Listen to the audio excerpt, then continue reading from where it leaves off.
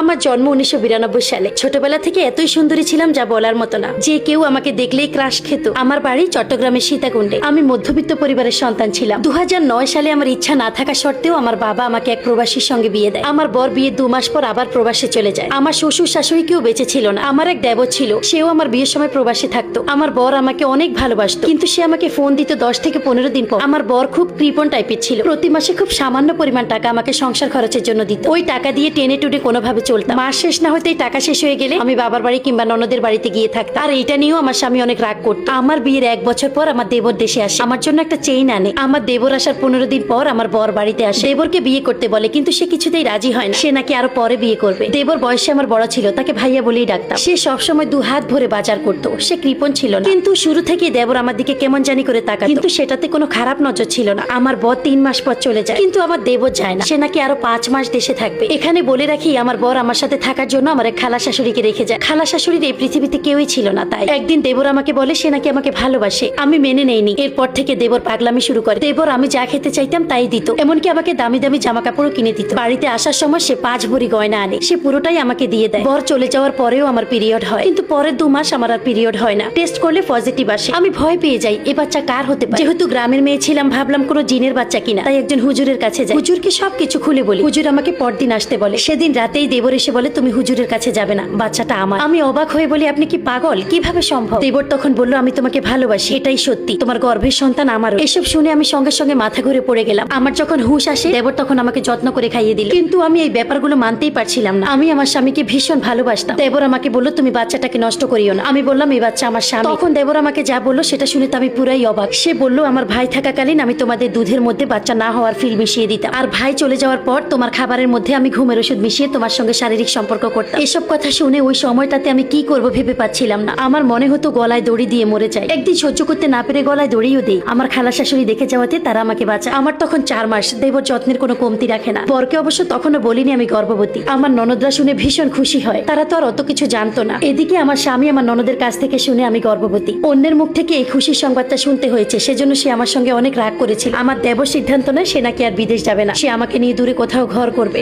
আমার যখন 5 মাস, তখন বাপের বাড়ি চলে যাই। সব সময় মনমরা হয়ে থাকতাম। আমার দেবর 2 দিন পর পর আমাকে দেখতে যেত। আমার দেবর আসলে আমি লুকিয়ে থাকতাম। ঘৃণায় তার সামনে আমি যেতাম না। আমার শেষ সময়টা দেবর আমার পাশে পাশেই ছিল। ডেলিভারির দিন আমার হাতটা শক্ত করে ধরেছিল। সবাই ভেবেছিল ভাই বোনের মতোই সম্পর্ক। ছেলে বাবুর মা হলাম। আমার দেবর ভীষণ খুশি হয়েছিল। আমার সিজারের সমস্ত খরচ আমার দেবর দিয়েছিল। আমার স্বামী 1 টাকাও দেয়। দেবর সারা রাত বাবুকে রাখত। লজ্জার কথা, দেবর আমার কাপড় চোপড়ও ধুয়ে দিত। একদিন আমার দেবর আমার খালা শাশুড়িকে সব বলে দেয়। ওনাকে কোরআন শপথ করায় যেন কাউকে না বলে। উনিও কাউকে বলেন। আমিও মানুষ, আমার মন তো পাথরের নয়। আস্তে আস্তে দেবরের উপর আমি নরম হই। বরকে তালাক দেওয়া ছাড়াই দেবরের সাথে আমার বিয়ে হয়। তারপর আমরা সুখে সংসার করতে লাগলাম। হঠাৎ একদিন মনিরের মানে আমার দেবরের বুকে ব্যথা শুরু হলো। বাথরুমের সাথে রক্ত যেত। ডাক্তার দেখাই, কিছুই হয় না। তারপর সে ইন্ডিয়ায় যায়। তার ক্যান্সার ধরা পড়ে। ইন্ডিয়ায় 3 মাস থাকার পর সে দেশে আসে। এরপর আমার বড় দেশে আসলো। বর আসার পর তার কাছে যেতেই আমার ইচ্ছে করতো না। সবসময় মনিরের কাছে কাছে থেকে তার সেবা করতাম। একদিন মনির ওর ভাইকে ডেকে বলে, ভাই আমি মনে হয় আর বাঁচবো না। আমি নাসিমাকে ভালোবেসে বিয়ে করেছি। আমার বর তো এসব শুনে রেগে মেগে শেষ। সালিশটাকে বাড়িতে। এরপর নভেম্বরের 3 তারিখ মনির রক্ত বমি করতে করতে মারা যায়। আমার প্রথম স্বামী মনিরের জানাজায় পর্যন্ত আসেনি, তাকে শেষ দেখাও দেখেনি। আমি অকুল সাগরে পড়লাম। এদিকে আমার প্রথম স্বামীর সাথেও আমার ডিভোর্স হয়নি। গ্রাম্য সালিশে আমাকে জুতার মালা পরানো হয়, কারণ জামাইয়ের অবর্তমানে তালাক ছাড়া দেবরের সাথে বিয়ে বসেছে। আমাকে সমাজ থেকে বিতাড়িত করা হলো। বাবার বাড়িতে ভাইয়েরাও জায়গা দেয়নি। আমার মাকে নিয়ে একটা ভাড়া বাসায় উঠল। প্রায় 3 থেকে 4 মাস পর আমার প্রথম স্বামী আমাকে কল দিয়ে বলল, যা হবার হয়েছে, তোমাকে মাফ করবো, বাড়ি আসো। আমিও উপায় না পেয়ে ভাড়া বাসা ছেড়ে তার বাড়িতে যাই। রাতে তার সাথেই ঘুমাতাম, সব স্বাভাবিক ছিল। কিছুদিন থাকার পর সে বিদেশ যাওয়ার প্রস্তুতি নেয়। রাতের বেলায় ওর কাপড় চোপড় সব গুছিয়ে দেয়। হঠাৎ দেখলাম সে পুরনো কথা উঠালো। বলে যে, তোর চেহারা সুন্দর দেখে আমার ভাইকে পাগল করেছিস, তুই একটা নষ্টা। এসব বলে আমাকে গালাগালি করে। এক পর্যায়ে গালে থাপ্পড় দিয়ে বলে, তোর চেহারা এমন নষ্ট করে দিব যে কুকুরও তোর দিকে তাকাবে। সে একটা বোতল খুললো। ব্যাস, বোতল খুলে আমার মুখে ছুঁড়ে মারলো। আমি কই মাছের মতো লাফাতে লাগলাম। আমার চিৎকার শুনে আশেপাশের লোক দৌড়ে আসে। আমার স্বামী তখন দৌড়ে পালিয়ে যায়। সাথে সাথে আমাকে চিটাগাং মেডিকেলে নিয়ে যাওয়া হয়। 4 দিন পর আমার হুঁশ আসে। টানা 1 মাস আমি আইসিইউতে ছিলাম। আমার মুখের 90% ঝলসে যায়। একটা চোখ নষ্ট হয়ে যায়। 5 মাস আমি একটি মশারি যুক্ত বেডে বিছানায় শুয়েছিলাম। আমার ঔষধ খরচ সহ 12 লক্ষ টাকা খরচ হয়। আর আমার স্বামী অ্যাসিড মেরে সেদিন ওই দেশ থেকে পালিয়ে যায়।